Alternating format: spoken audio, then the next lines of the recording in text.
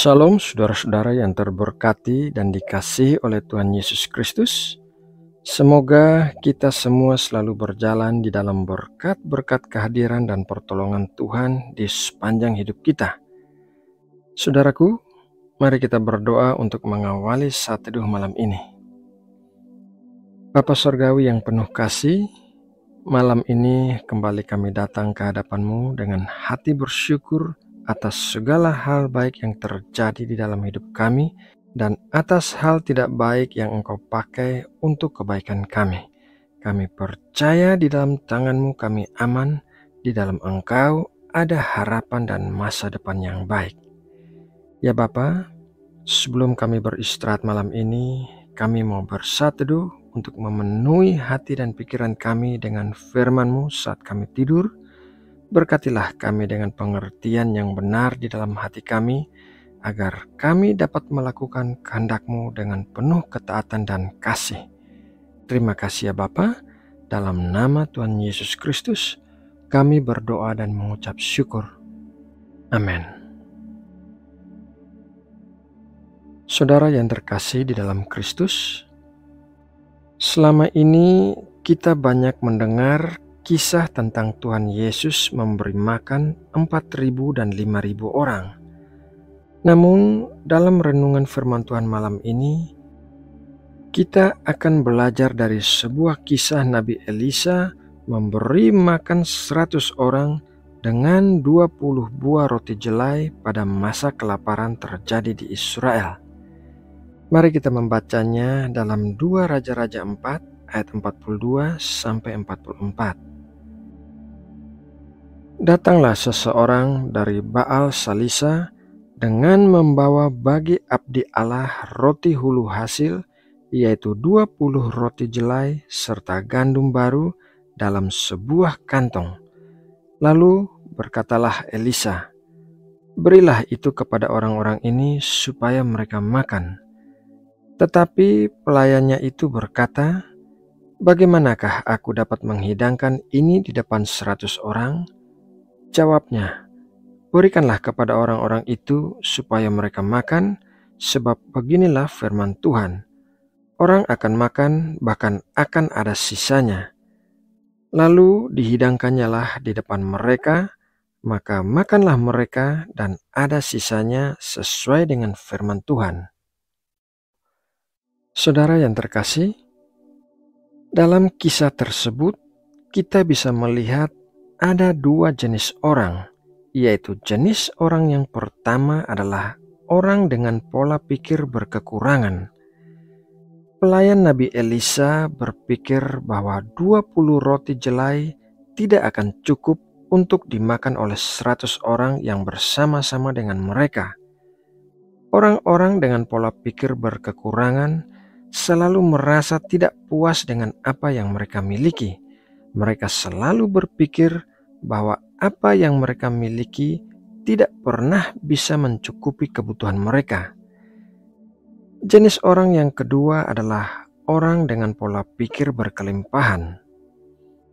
Nabi Elisa memiliki iman kepada Tuhan bahwa 20 roti jelai akan cukup untuk dimakan oleh 100 orang dan tidak hanya cukup dimakan, melainkan juga akan ada sisanya. Orang-orang dengan pola pikir berkelimpahan selalu mengarahkan fokusnya kepada Tuhan yang memiliki sumber yang tidak terbatas. Mereka yakin bahwa Tuhan lebih dari mampu untuk memenuhi semua kebutuhan mereka dan bahkan memberkati mereka dengan kelimpahan, bukan hanya kecukupan. Pola pikir berkelimpahan dapat dikembangkan dengan melakukan 4 hal ini secara konsisten di dalam hidup kita, yaitu hal yang pertama adalah tetap terhubung dengan Tuhan Yesus. Yohanes 15 ayat 5, "Akulah pokok anggur dan kamulah ranting-rantingnya. Barang siapa tinggal di dalam aku dan aku di dalam dia, ia berbuah banyak, sebab di luar aku kamu tidak dapat berbuat apa-apa." Tuhan Yesus adalah pokok anggur kita yang memberikan kehidupan bagi kita. Oleh karena itu, kita butuh untuk terhubung dengan Tuhan Yesus setiap hari di sepanjang hidup kita, agar Dia dapat memberikan kepada kita suatu pola pikir kerajaan sorga, yaitu pola pikir berkelimpahan. Hal yang kedua adalah jangan mengeluh dan belajar mengucap syukur. Filipi 2 ayat 14, lakukanlah segala sesuatu dengan tidak bersungut-sungut dan berbantah-bantahan. Orang yang memiliki pola pikir berkelimpahan tidak mengeluh atas hal-hal yang terjadi atas dirinya ataupun mengeluh atas apa yang dimilikinya, seberapa sedikit pun hasil itu. Sebaliknya, Tuhan ingin kita mengucap syukur dalam segala sesuatu yang telah Tuhan berikan kepada kita, karena apapun yang terjadi di dalam hidup kita, kita berada di dalam tangan kedaulatan Tuhan. Tuhan akan membawa kita sampai kepada tujuan hidup kita, meskipun kita akan melalui jalan-jalan yang memutar dan padang gurun. Hal yang ketiga adalah berhenti membandingkan dan belajarlah untuk merasa puas. Di dalam 2 Korintus 10 ayat 12 dikatakan demikian, memang kami tidak berani menggolongkan diri kepada atau membandingkan diri dengan orang-orang tertentu yang memujikan diri sendiri. Mereka mengukur dirinya dengan ukuran mereka sendiri dan membandingkan dirinya dengan diri mereka sendiri. Alangkah bodohnya mereka. Suka membandingkan diri dengan orang lain akan membuat kita menjadi orang yang selalu mengeluh dan tidak bersyukur atas apa yang kita miliki. Meskipun banyak orang memiliki lebih banyak dibandingkan apa yang kita miliki, tetapi banyak orang juga memiliki lebih sedikit dibandingkan apa yang kita miliki.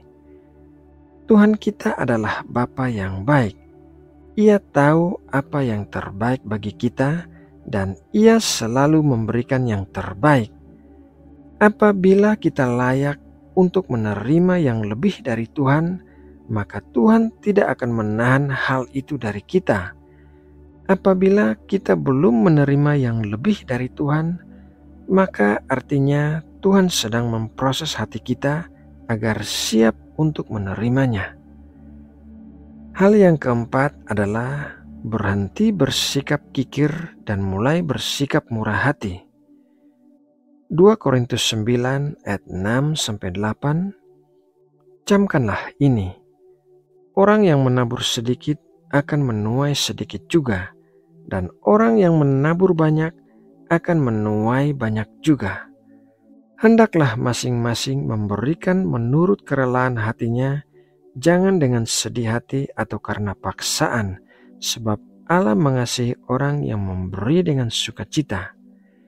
Dan Allah sanggup melimpahkan segala kasih karunia kepada kamu, supaya kamu senantiasa berkecukupan di dalam segala sesuatu dan malah berkelebihan di dalam pelbagai kebajikan.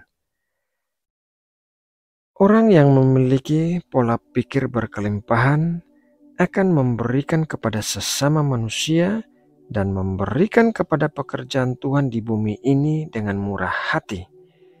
Kita tidak perlu menunggu sampai kita diberkati dengan kekayaan yang melimpah, barulah kita mau mulai memberikan kepada orang lain. Namun kita harus mulai memberi dengan apa yang kita miliki saat ini. Percayalah bahwa setiap kebaikan yang kita lakukan kepada sesama kita selalu diperhitungkan Tuhan, dan Dia akan membalasnya kepada kita. Saudara yang terkasih di dalam Kristus, demikianlah renungan firman Tuhan malam ini. Semoga kita semua semakin bertumbuh dalam kehidupan rohani kita setiap hari dan memiliki pola pikir berkelimpahan. Mari kita berdoa untuk menutup renungan ini. Bapa kami yang ada di surga, terima kasih atas berkat firman-Mu yang baru saja kami terima malam ini. Terima kasih buat pengajaran melalui firman-Mu, agar kami memiliki pola pikir berkelimpahan, bukan pola pikir berkekurangan, karena Engkau adalah Allah yang memberi dengan limpahnya. Bapa, melalui setiap firman yang kami dengarkan setiap hari, ubahkanlah hati kami, ubahkanlah pikiran kami, dan ubahkanlah hidup kami. Engkau Tuhan dan Raja atas seluruh hidup kami. Kami berserah kepadamu.